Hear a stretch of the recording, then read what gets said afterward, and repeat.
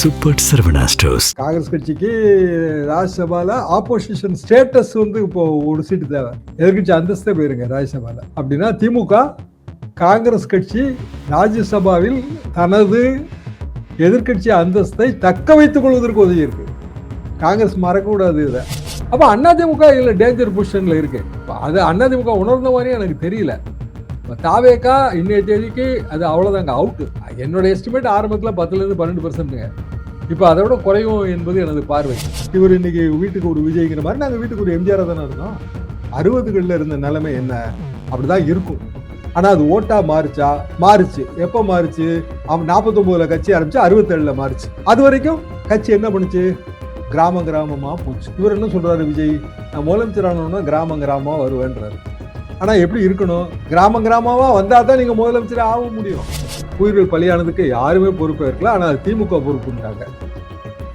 Private அவரோட personal மேட்டர்னாலும் அதுக்கு திமுக தான் பொறுப்பு.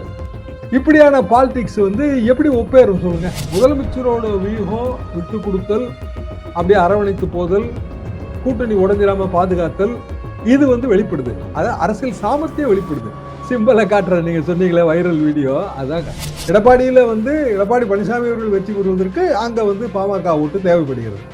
அன்புமணி அணியோட ஓட்டு அவங்களுக்கு தேவைப்படுது. திமுக இதை முறியடிக்கும். எப்படி முறியடிக்கும்னா அவங்க டாக்டர் ராமதாஸ் தரப்பை என்கரேஜ் பண்ணி விடுவாங்க.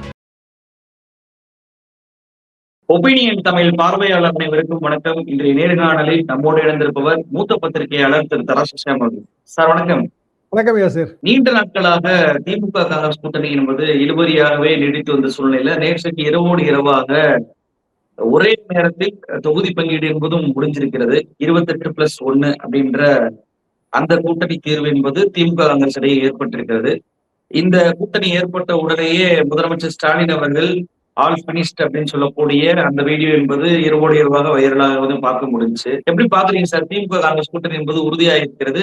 விஜய் அவர்களுக்கான கடைசி வாய்ப்பும் தவிர்க்கப்பட்டிருக்கிறதா, புறக்கணிக்கப்பட்டிருக்கிறதா? எப்படி பாக்குறீங்க? 2006 திமுக தேர்தல் அறிக்கையில கலர் டிவி அதுதான் ப்ராமிஸ்.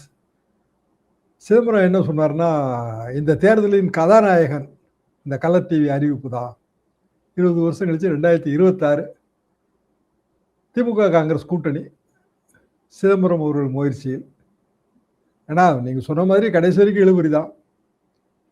சிதம்பரம் அவர்கள் கடைசியில் முயற்சி செய்து அதுக்கு பிறகு செல்வ பிறந்த வீட்டு நிகழ்ச்சியின் போதும் அவர் முதலமைச்சரோட பேசினாரு. எல்லாமாக சேர்ந்து 25லிருந்து 28 என்கிற எண்ணிக்கைக்கு திமுக நேர்ந்தது. 25 அவங்க கொடுக்க தயாராக தான் இருந்தாங்க. அது பழைய ஆஃபர் தான். காங்கிரஸ் தயாராக இல்லாமல் இருந்தது. திருப்பி பிசி நைட்டோட நைட்டா மேலே பேசி அது ஓகே பண்ணாரு.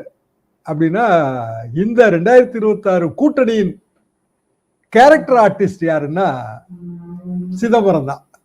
அதாவது ஒரு ஹீரோ, ஒரு கேரக்டர் ஆர்டிஸ்ட், ஒரு குணச்சித்திர நடிகர், ரெண்டு சேர்ந்தா தான் ஒரு காட்சி அமைப்பு சரியா இருக்கும். அப்படிதான் நான் இதை பார்த்தேன். பழைய வரலாறுகள்லாம் உடனே எனக்கு நினைவுக்கும் வந்தது. அப்போ திமுக காங்கிரஸ் கூட்டணி உறுதியாவதில் யாருக்கு லாபம்? கண்டிப்பாக காங்கிரஸ் கட்சிக்கு லாபம். ஏன்னா அகில இந்திய அளவு ஒரு ராஜ்யசபா சீட்டு. காங்கிரஸ் கட்சிக்கு ராஜ்யசபால ஆப்போசிஷன் ஸ்டேட்டஸ் இப்போ ஒரு சீட்டு தேவை. அதை வெற்றி தக்க வைத்துக் கொள்வதற்கு எதிர்கட்சி அந்தஸ்தே போயிருங்க ராஜ்யசபால.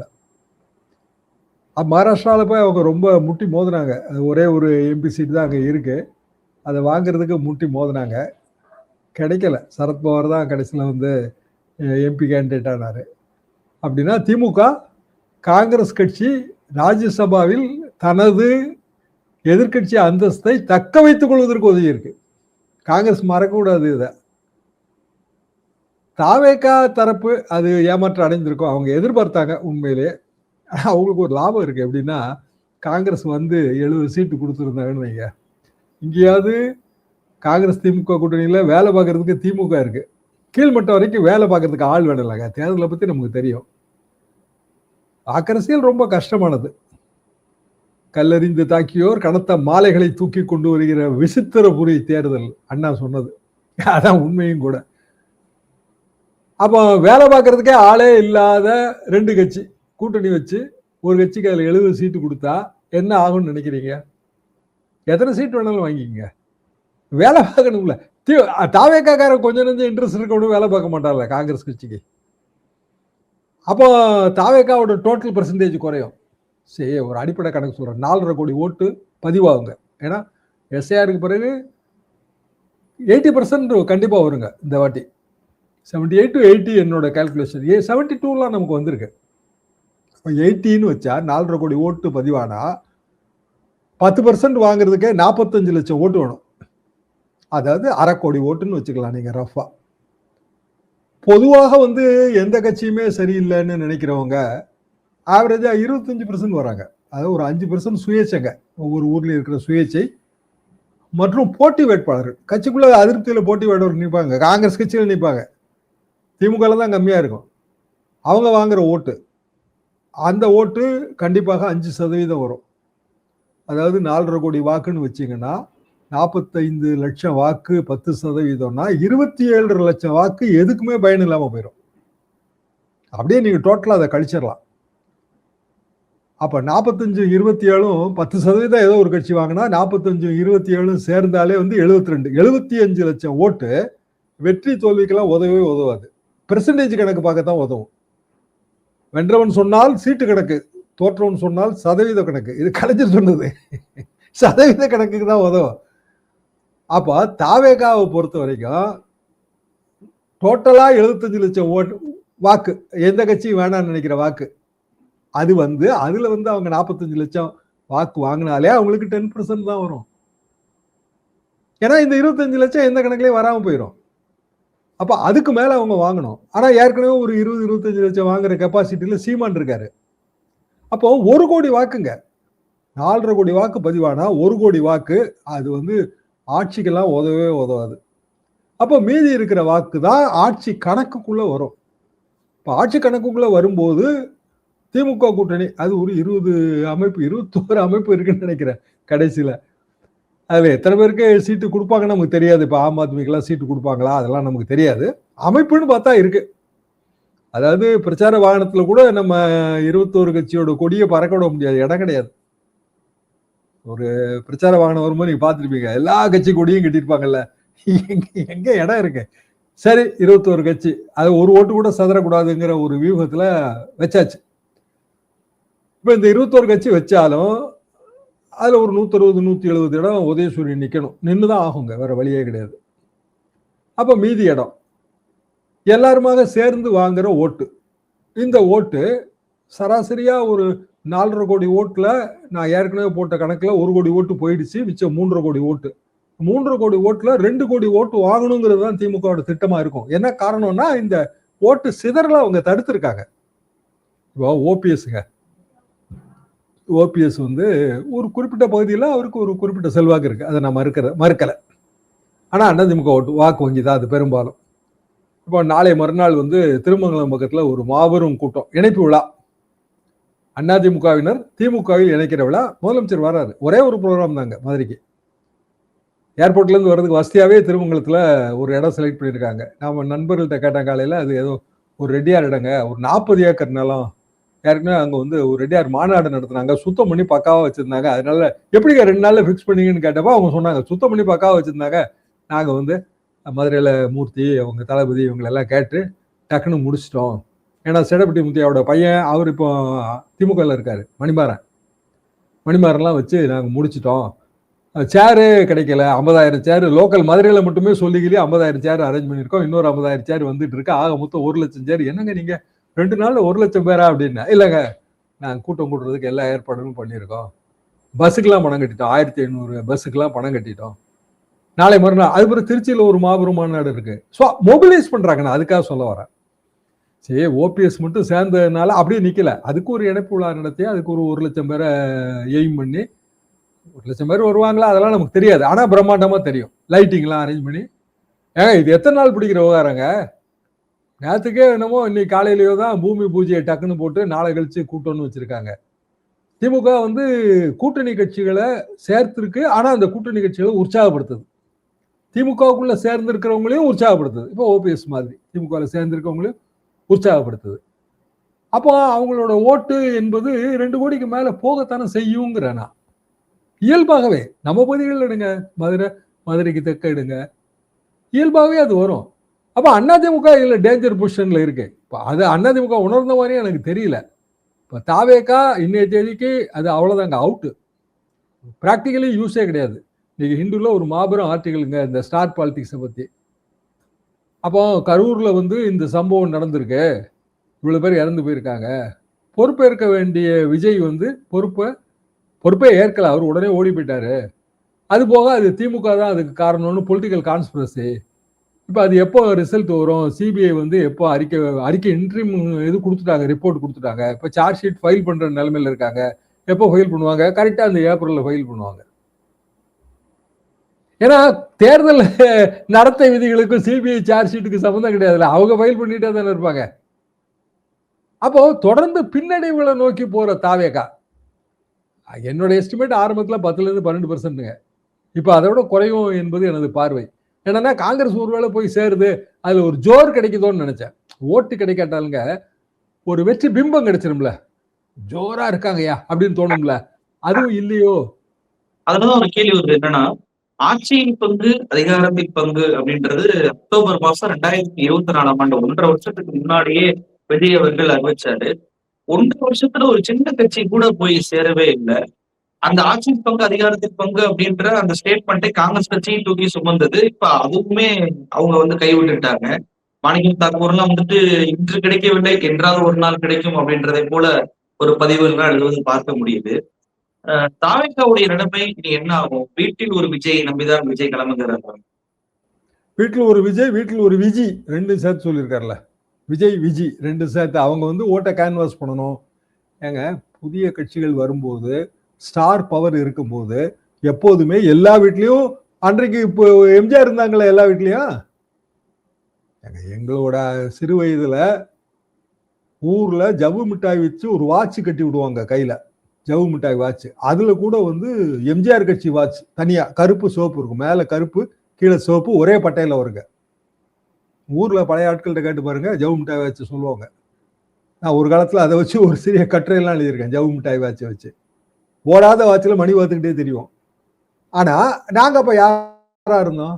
இவர் இன்னைக்கு வீட்டுக்கு ஒரு விஜய்ங்கிற மாதிரி நாங்க வீட்டுக்கு ஒரு எம்ஜிஆர் தானே இருந்தோம். ஆனா வெற்றி எப்ப கிடைச்சது? 67 கிடைச்சது. நான் சொல்ற நினைவெல்லாம் 50களோட எண்டு நினைவு, 50களோட கடைசி. ஊர் கிராமங்கள் எல்லா ஊர்லயும் உண்டுங்க இது. வீட்டுக்கு ஒரு சிவாஜி இருந்தாங்க. அப்போ என் ஃப்ரெண்டெல்லாம் வந்து அப்படியே சிவாஜி பாட்டுக்கு தலையை சிவாஜி எப்படி ஆட்டிட்டு நடப்பாரோ அப்படிதாங்க ரோட்லயே நடப்பான். ஆமா, பெரிய வழக்கறிஞராக இருந்து இப்போ வந்து மறைந்து விட்டார். ரொம்ப க்ளோசஸ்ட் ஃப்ரெண்டு. 2 கோஷ்டி உண்டு, சிவாஜி கோஷ்டி, எம்ஜிஆர் கோஷ்டி. எம்ஜிஆர் மன்றம், சிவாஜி மன்றம். நீங்க எந்த ஊரை வேணாலும் எடுத்து பாருங்க. 60களில் இருந்த நிலைமை என்ன, அப்படிதான் இருக்கும். ஆனா அது ஓட்டா மாறுச்சா? மாறுச்சு. எப்ப மாறுச்சு? அவன் 49ல கட்சி ஆரம்பிச்சு 67ல மாறுச்சு. அது வரைக்கும் கட்சி என்ன பண்ணுச்சு? கிராமமா போச்சு. இவர் என்ன சொல்றாரு விஜய், நான் முதலமைச்சர் ஆனோம்னா கிராமமா வருவேன்றாரு. ஆனா எப்படி இருக்கணும்? கிராமமா வந்தா தான் நீங்க முதலமைச்சர் ஆக முடியும். கிராமமா வந்து தரங்க கட்சி எவ்வளவு தரங்க முதலமைச்சர் ஆக முடியும். இவரை முதலமைச்சரா உட்கார வச்சிருவோமா, அப்புறம் இவரு கிராமமா வருவாரா? எந்த ஊரு?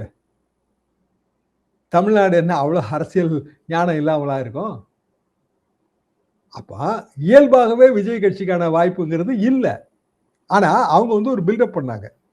எப்படி பில்டப் பண்ணாங்க? ஹிந்து கட்டுரையில் இன்னைக்கு அதான் எழுதியிருக்காரு.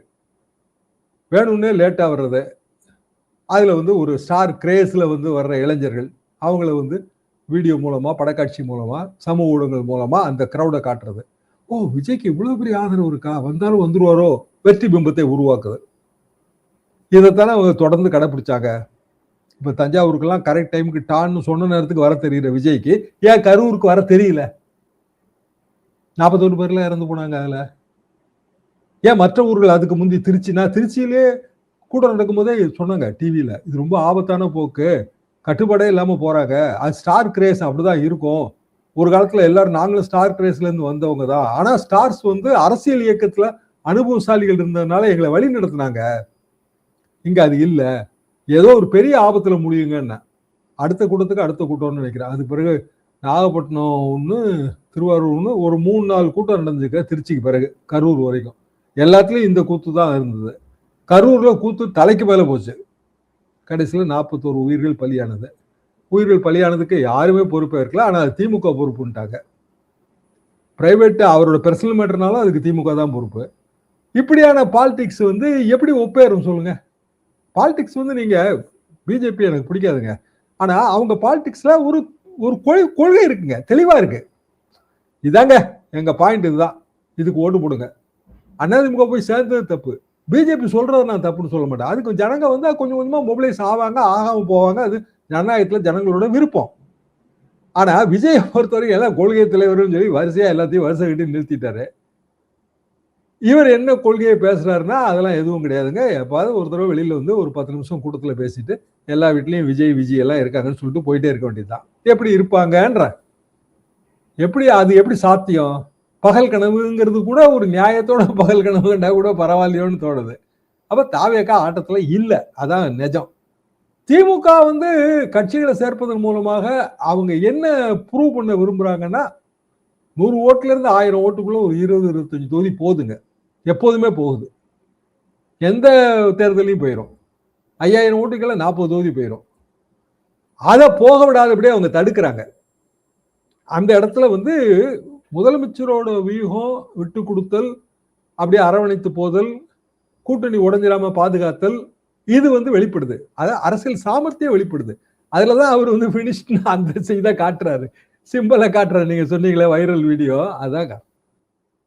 நீங்க பேசும்போது சொன்னீங்க திமுக வந்து அதோட கூட்டணி கட்சிகளை குசிப்படுத்தி இருக்கிறாங்க அப்படின்னு சொல்லிட்டு. தேமுதிக முதல் முறையாக எம்பி என்பது கிடைத்திருக்கிறது. சுதீஷ் தான் வேட்பாளராக அறிவிச்சிருக்கிறாங்க. 2009 இருந்து பல தேர்தலை சந்திச்சாலும் எம்பி என்பது அவங்களுக்கு கனவாகவே இருந்தது. எடப்பாடி பழனிசாமி அவர்களுமே ராஜ்யசபா கொடுப்பதாக ஏமாற்றி விட்டார் அப்படின்னு சொல்லி பிரேமலதா அவர்கள் ஸ்டேட்மெண்ட் எல்லாம் கொடுத்தாங்க. இப்ப இந்த பேச்சுவார்த்தை என்பது ஒரு கட்டம் தான் நடந்திருக்கு. அதுக்கு முன்னாடியே எம்பி பதவிக்கான அந்த கையெழுத்து என்பது ஆகிவிட்டது. இந்த பக்கம் அன்புமணி அவருக்கும் வந்து இன்னைக்கு வேட்புமனு தாக்கல் செய்து விட்டார். ராஜ்யசபா தேர்தல், அதுவும் கடைசி நாள், அந்த நாட்கள்ல நடக்கக்கூடிய அரசியல் மாற்றங்கள் எப்படி பார்க்கிறீங்க? ராஜ்யசபா தேர்தல் கூட்டணி கட்சிகளுக்கு மிகப்பெரிய ஒரு வரப்பிரசாதமாக அமைஞ்சு விட்டது அப்படின்னு பார்ப்பதா? ஒரு பக்கம் ராஜ்யசபா தேர்தல்ல சந்திப்பதற்கு முன்னாடியே திமுக கூட்டணி கணக்குகளை முடிஞ்சிருச்சு. ஆனா இன்னொரு பக்கம் அதிமுக அந்த கணக்குகளை இன்னும் போகவே இல்லை. எப்படி பார்க்கிறீங்க? திமுக ராஜ்யசபா கணக்கு தெளிவா தாங்க இருந்தது. காங்கிரஸுக்கு கொடுத்தது தான் எதிர்பார்க்கல, அந்த ஒண்ணுதான் எதிர்பார்க்கல. அவங்களும் அவங்க கேண்டிடேட்டும் வேற அவங்களோட ஓன் கணக்குல போட்டிருக்காங்க. ஏதோ வடகிழக்கு மாநிலங்கள்ல ஒரு காங்கிரஸ் பொறுப்பு செயலாளராக இருந்தாருன்னு சொல்றாங்க. பிராக்டிக்கலா அறிமுகங்கள்லாம் கிடையாதுங்க, அவரை பற்றி அறிமுகங்கள் கிடையாது. நிறைய பேர் அடிபட்டுச்சு, கார்கே பேர்லாம் அடிபட்டுச்சு. அப்பமே நான் இது பெரிய ஆபத்துங்க, கர்நாடகத்துக்காரரை இங்க எம்பி ஆக்குனீங்க அப்படின்னு நாளைக்கு ஒரு காவிரி பிரச்சனை வரும்போது பெரிய சிக்கலா மாறும், இது எமோஷனல் சிக்கலா மாறும்லாம் நான் சொல்லியிருக்கேன். அப்போ காங்கிரஸ் கட்சியில அதே மாதிரி அவங்க திருமதி மீனாட்சி அவர்கள் பேர் அடிபட்டுச்சு. அவங்களும் வேற மாநிலத்தை சேர்ந்தவங்க. தமிழ்நாடு அதை பொதுவாக ஏத்துக்காதுங்க, வேற மாநிலத்தை சேர்ந்தவங்கள. இப்போ காங்கிரஸ் கட்சி ஒரு லோக்கல் கேண்டிடேட் தான் போட்டிருக்கு. போக போக நமக்கு அவரை பற்றிய முழு விவரங்கள் தெரிய வரும். ஆனால் அதை தாண்டி அதிமுக 2 இடம் தான் வச்சிருந்தாங்க. தம்பிதுரை அவங்களுக்கு டெல்லி ஃபேஸுங்க. அது போக முன்னாள் துணை சபாநாயகர், பார்லிமெண்ட்ல லோக்சபாவுக்கு துணை சபாநாயகர், அவருக்கு ஃபேஸ் இருக்கு. இன்னொரு சீட்டு பாமக கொடுக்கும்போது அது ஆரம்பத்திலே தெரிஞ்சு போச்சுங்க. பாமக குறிப்பா அன்புமணி ஃபேக்ஷனுக்கு கொடுத்துட்டாங்க. அப்போ தேமுதிகவோட அவங்களுக்கு பாமக ஓட்டு வங்கி உதவியா இருக்கணும் அவங்க நம்புறாங்க இல்லையா? எந்த இடத்துல? சேலம் மாவட்டம் தான். சேலம் மாவட்டத்துக்கு உதவியா இருக்குங்கிறது தான் அவங்களோட நம்பிக்கை. ஆர் இன் அதர் வேர்ட்ஸ், எடப்பாடியில வந்து எடப்பாடி பழனிசாமி அவர்கள் வெற்றி பெறுவதற்கு அங்க வந்து பாமக ஓட்டு தேவைப்படுகிறது. அன்புமணி அணியோட ஓட்டு அவங்களுக்கு தேவைப்படுது. திமுக இதை முறியடிக்கும். எப்படி முறியடிக்கும்னா, அவங்க டாக்டர் ராமதாஸ் தரப்பை என்கரேஜ் பண்ணி விடுவாங்க. கூட்டணிக்குள்ள சேர்க்கிற வாய்ப்பு இல்லைன்னு தான் நினைக்கிறேன். ஏன்னா விசிக ரொம்ப எதிர்க்குது. இல்லைன்னா ஓபிஎஸ் சேர்த்தவங்களுக்கு டாக்டர் ராமதாஸ் அணியை சேர்க்கறதுல என்னங்க கஷ்டம் இருக்கும்? ஓபிஎஸ் சேர்க்கறதுக்கு உண்மையிலே அது ரொம்ப கஷ்டமான டிசிஷனுங்க அது. ஆனா அவங்க சேர்த்துட்டாங்க. அதுல விமர்சனம் வந்தது. இப்போ கொஞ்சம் கொஞ்சமா விமர்சனம் அடிபட்டு போயிடும். இந்த கூட்டத்தோடய திருமங்கலம் கூட்டத்தோடய அது அடிபட்டு போயிடும். டாக்டரை சேர்க்கறதுல ஒன்றும் சிரமம் இல்லை. மூத்த அரசியல்வாதி அவர். கலைஞரோடய ரொம்ப நட்போட இருந்தாரு. அது போக 96 திமுக கூட்டணியில இடம் வைக்கிறதுக்கு அவரு கடைசி வரைக்கும் இருந்தாருங்க. கடைசியில் அவர் சீட் நிறைய கேட்டாரு, அது அமையாம போச்சு. அதுக்கு பிறகு பல முறை இருந்திருக்காரு. சொல்லப்போனா 2006 திமுக ஆட்சிக்கு முதல் ஆதரவு கடிதம் கொண்டு வந்து கொடுத்தது வந்து டாக்டர் ராமதாஸ் தான். அறிவாலயத்தில் வந்து கொடுத்தாருங்க. ஆட்சிக்கு நம்பர் 10 இருந்தப்ப. ஸோ டாக்டர் ராமதாஸ் திமுக கூட்டணிக்குள்ள வர்றதுல பெரிய அளவுக்கான நெருடல் இல்லை, எக்ஸப்ட் விசிக அது ஒரு ஸ்டாண்டா எடுத்திருக்கு. அப்படின்னா டாக்டர் ராமதாஸ் அவர்களுக்கான அல்லது அவர் அணிக்கான வாய்ப்பு என்பது அன்புமணி வேட்பாளர்களை எதிர்த்து நிற்கிறது தானே. அதை தாண்டின வாய்ப்பு இருக்க மாதிரி தெரியலையா? அன்புமணியை எதிர்த்து நிற்பாரா அதிமுக கூட்டணியில அவரும் போய் சேருவதற்கான வாய்ப்பு இருக்கா சார்? அதிமுக கூட்டணியில் சேர்ந்தாருன்னா அவரு ரொம்ப அன்புமணியோட ஏ ஃபார்ம் பி ஃபார்ம்ல அவரு அதை அக்செப்ட் பண்ண வேண்டியது வரும். அப்படி போறதுக்கு கட்சியை உடைச்சிருக்க வேண்டியதே இல்லைங்களே. ஏன்னா அன்புமணி தரப்பு டாக்டர் ராமதாஸ் தரப்பு எம்எல்ஏ வேட்பாளர்களா, ஏன்னா டாக்டர் நிக்க போறது இல்லை, டாக்டரோட பொண்ணு நிக்கலாங்க. அப்புறம் அவங்ககிட்ட ஏற்கனவே இருக்கிற எம்எல்ஏக்கள் அவங்க தானே நிக்கணும். அருள் இவங்கள சிட்டிங் எம்எல்ஏ ஆச்சே, அவங்கள அன்புமணி அக்செப்ட் பண்ணுவாரா? இன்னைக்கு கூட அன்புமணி வேட்புமனு தாக்கலோட பெரிய அளவுக்கு பாமக வந்த மாதிரியே தெரியலங்களே. அன்புமணியோட குடும்பம் இருந்துச்சு, பெரிய அளவுக்கு பாமக வந்த மாதிரி தெரியல. ஸோ அந்த டிஃபரன்ஸ் ஆஃப் ஒப்பீனியன் அப்படியே தாங்க இருக்கு. அப்போ டாக்டருக்கான எதிர்காலம் என்னங்கிறதான் கேள்வி. டாக்டருக்கான எதிர்காலம் சொல்றதை விட கூட அவரை நம்பி இருப்பவர்களின் எதிர்காலம். டாக்டருக்கு வந்து எப்போதுமே அவர் தேர்தல் இதுக்கு வந்தது கிடையாதுங்க, எலெக்டட் போஸ்ட்டுக்கு அவர் வரமாட்டாரு. ஆனா அவங்க டாக்டர் அப்புறம் ஏற்கனவே இருக்கிற சிட்டிங் எம்எல்ஏஸ் அவங்களுக்கான ஏதாவது ஒரு ரூபத்தில் அவங்களுக்கு வழிகாட்டணும். அடுத்த தலைமுறைக்கு அடுத்த தலைமுறை அங்கே வந்துருச்சு. திமுக நோக்கி அவங்க போக தயாரா இருக்காங்க. அப்போ பெரிய காம்ப்ரமைஸ் பண்ணணும். பெரிய காம்ப்ரமைஸ்னா விசிகாவை காம்ப்ரமைஸ் பண்ண வேண்டியது வரும். அதான் அதோட சிக்கல். பட்டியலினத்தோர் ஓட்டு வங்கி விஜய்க்கு பெரிய அளவுக்கு சாஞ்சிராதபடி விசிகா பார்க்க வேண்டிய கட்டாயம் அவங்களுக்கு இருக்கு. இது ஒரு நெருடலான விஷயம்தான். ஆனா எப்படி பார்த்தாலும் அதிமுகவுக்கு இழப்பு தானே இது. அன்புமணிக்கு ஒரு ராஜ்யசபா சீட் கொடுக்கும்போது அதிமுக நிறைய பேருக்கு அதில் வருத்தம் இருக்குங்க. செம்மலையன்னா எவ்வளோ காலமா எதிர்பார்த்துட்டு இருக்காருங்க. அவரும் சேம் கம்யூனிட்டி தானே. எம்ஜிஆர் காலத்தில் அவர் வந்து சுயேட்சை வேட்பாளராக போட்டு ஜெயிச்சவருங்க. எனக்கு அவர் காலேஜ் செட்டு செம்மலையண்ணா. அண்ணன் சொல்கிறோம், செம்மலை தான் சொல்லணும், மரியாதைக்காக நான் சொல்கிறேன். காலேஜ் செட்டு அவர். அப்போ இப்படி நிறைய பேர் இருக்காங்க அங்கே எதிர்பார்த்து இருக்கிறவங்க. அவங்க எல்லாம் மனப்புழுக்கத்தோடு தான் இருப்பாங்க. தேர்தல் பணிகளில் ரொம்ப சுணக்கம் வரும். ராஜ்யசபா தேர்தல் அதற்கு பிறகு திமுகலையும் கொஞ்சம் மனக்கசப்பு இருக்கும். சீனியர்ஸ் வந்து எதிர்பார்த்திருப்பாங்க, அவங்களுக்கு கிடைச்சிருக்காது. ஆனால் கட்சி வந்து ஒரு உற்சாகத்தோட போகுது. ஸோ சட்டமன்ற தேர்தல் வரும்போது பெரிய அளவுக்கு வெற்றி வந்துடும் அவங்க நினைத்து அமைதியா இருப்பாங்க.